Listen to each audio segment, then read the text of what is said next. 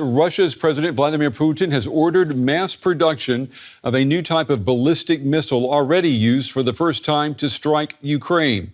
Putin says Russia will put the medium-range Oreshnik missile into service under combat conditions.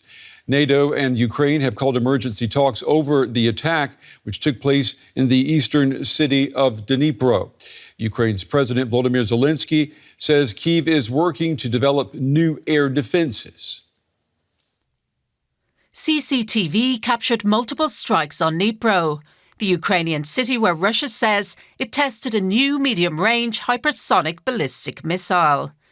Named the Oreshnik, or hazelnut tree, the Kremlin says the weapon can move 10 times faster than the speed of sound and evade air defences. The missiles attack targets at a speed of Mach 10.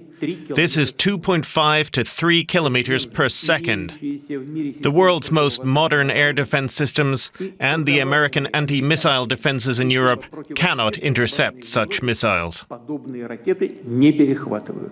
According to Ukrainian intelligence, the missile was launched from Russia's Astrakhan region, taking 15 minutes to travel around 700 kilometres to Dnipro. The range of the Oreshnik has not been confirmed, but reports say it could reach up to 5,000 kilometres, allowing Russia to hit most of Europe. That's less than an intercontinental missile, which can fly more than 5,500 kilometres. I can confirm that Russia did launch an experimental intermediate-range ballistic missile. This IRBM was based on Russia's RS-26 Rubezh intercontinental ballistic missile model. In terms of notifications to the United States was pre-notified briefly before the launch through nuclear risk reduction channels. The missile launched on Dnipro was carrying conventional warheads, but it resembled a ballistic missile costing more than $10 million, which was designed to carry nuclear warheads and has never been used in war before. It makes no military sense to use such an expensive missile on a Ukrainian city where, let's say, Iskander-M would have done the job. Analysts say the intention was to send a clear signal to Ukraine and its allies. I think it's more of a nudge to European capitals because this missile would be very much capable of reaching most of them with a substantial payload. The Oreshnik is the latest Russian hypersonic weapon to be tested in battle in Ukraine. Kinzhal and Zircon missiles are already in use. They have proved destructive, but not completely unstoppable, as Moscow claimed. Ukraine has managed to shoot some of them down. Well, I'm joined now by Mariana Bujarin. She's a military analyst and senior research associate with the Project on Managing the Atom at Harvard University. She joins us tonight from Cambridge, Massachusetts in the U.S. Mariana, it's good to have you with us. Vladimir Putin, we know that he has already threatened, sometimes in vague language, to use nuclear weapons, hypersonic missiles. What is different this time?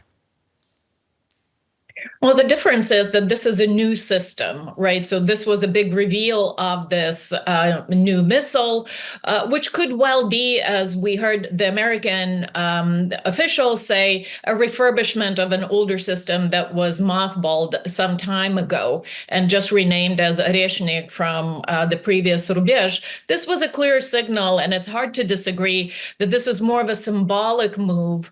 Putin had to respond somehow to the decision of the Biden administration to allow Ukraine to use its weapons, American weapons, ATACMS, on the Russian territory. And this was it.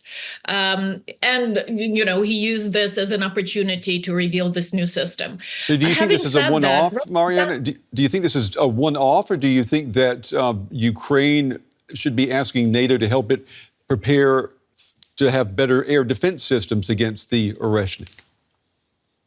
Well, Ukraine should be asking NATO for better air defenses for a lot of other reasons other than just this Oreshnik missile. I mean, Ukrainian critical infrastructure has come under repeated barrages by other types of missiles, and it's really hanging on for its dear life and facing a very difficult winter. So yes, Ukraine's air defenses should be bolstered significantly, not just on account of Oreshnik. But the the significance of this might be that this might be only a nuclear-only system. So this was sort of a symbolic nuclear signal. We still don't know enough about the missile's capabilities, whether it's a so-called dual-capable system, so it comes both with conventional warhead and a nuclear warhead, like many other systems that Russia has already been using in Ukraine. So both Kinzhal and Iskander and also Caliber missiles, they all come in these nuclear modifications as well. But this could be a nuclear-specific missile, and that would be a clear sort of, again, one of the nuclear saber-rattling types of signals that Putin like to send. And we know that this missile could hit targets throughout Europe. I mean, if Berlin and Paris could be targeted as easily as Dnipro, this ups the stakes significantly for NATO, doesn't it?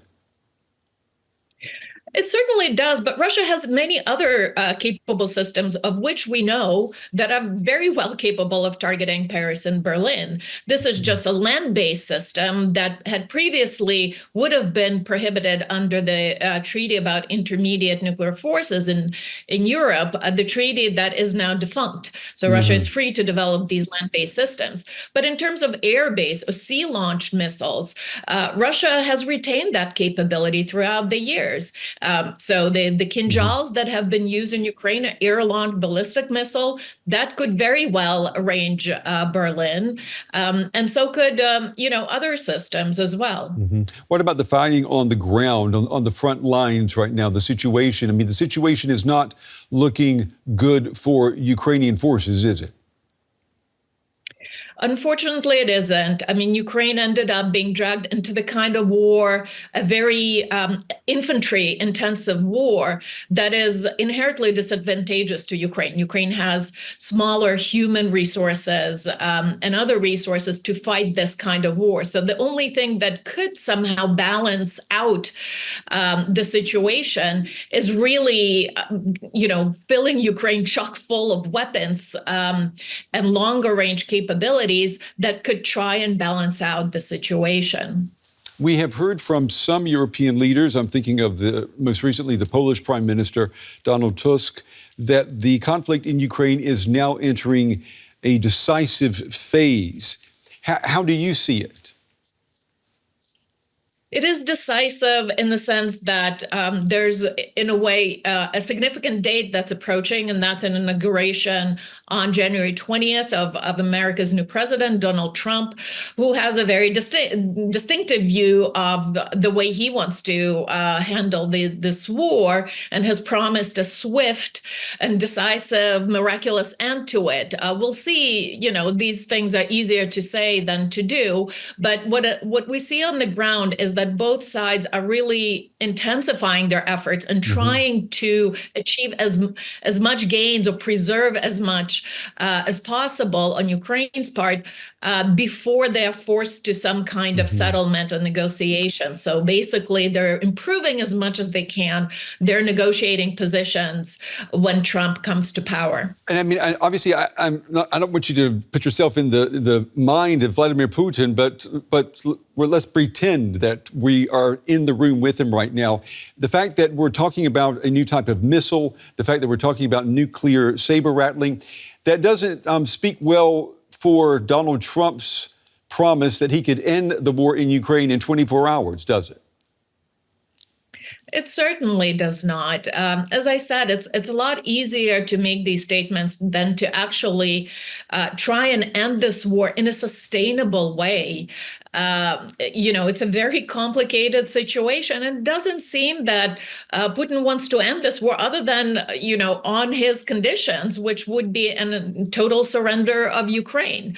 So I really don't see what leverage Donald Trump thinks he has over Putin. He has a lot of leverage over Ukraine. He can withhold military assistance and so forth. But what leverage he thinks he has over Putin to try and even get him to a negotiating table, something that could be called a negotiations and not a surrender. That seems to be very doubtful for me indeed. Military analyst Mariana Bujarin, we appreciate your time and your valuable analysis tonight. Thank you.